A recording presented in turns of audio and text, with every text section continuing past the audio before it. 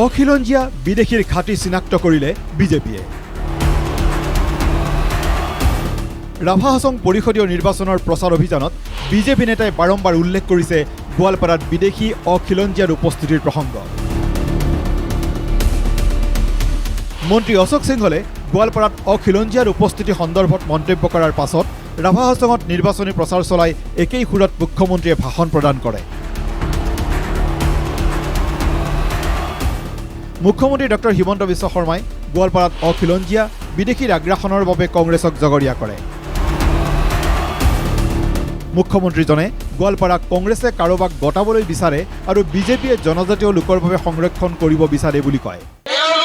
গোৱালপাৰা জিলাখন বিদেশীৰ হাতত গতাই দিব খোজে আৰু আমি বিজেপিয়ে গোৱালপাৰা জিলাক সদায় ভাৰতীয় লোকৰ বাবে, আমাৰ জনজাতীয় লোকৰ বাবে, আমাৰ অসমীয়া লোকৰ বাবে, আমাৰ ভাৰতীয় লোকৰ বাবে আমি সংৰক্ষণ কৰিব বিচাৰিছো। আজি তেওঁলোকৰ মৰম আমাৰ লগত নাই, তেওঁলোকৰ মৰম আন কাৰোবাৰ লগত আছে। তেওঁলোকে ৰাভা হাছংখনক আমাৰ গোৱালপাৰা জিলাখনক আজি গতাই দিব খোজে। মুখ্যমন্ত্ৰীৰ এই মন্তব্যত প্ৰতিক্ৰিয়া ব্যক্ত কৰে প্ৰদেশ কংগ্ৰেছৰ সভাপতি ভূপেন বৰাই।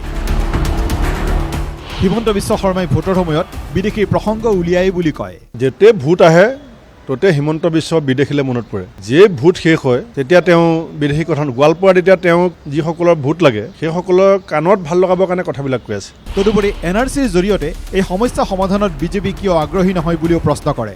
তেওঁলোকে NRCখন ঠিক ঠাক কৰি কোনখিনি স্বদেশী কোনখিনি বিদেশী সেইটো নিশ্চিত নকৰে কিয়? সুপ্ৰিম কোৰ্টত যিটো তেওঁলোকে এফিডেভিট দিব লাগে সেই এফিডেভিটখন দিবলৈ ভয় খাই আছে কিয়? আৰু বিপ্লৱ শৰ্মা ডাঙৰীয়াৰ প্ৰতিবেদনত যিবিলাক কথা কোৱা আছে, খিলঞ্জীয়াৰ সংজ্ঞা নিৰূপণৰ কথা কৈছিলে, সেই কথাটো তেওঁলোকে তল পেলাইছে কিয়? লোকসভা নিৰ্বাচনৰ সময়ত মুখ্যমন্ত্ৰীয়ে চামগুৰিত কাৰ সৈতে কথা পাতিছিল বুলিও প্ৰশ্ন কৰে ভূপেন বৰাই।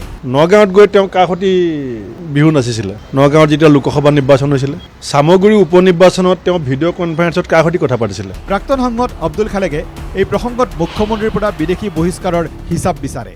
প্ৰথম মুখ্যমন্ত্ৰীয়ে এই কথা প্ৰকাশ কৰক যে এই 10-11টা বছৰত অসম তথা ভাৰতৰ পৰা কেইজন বিদেশীক বাংলাদেশৰ মাটিলৈ পঠিয়াব পাৰিলে।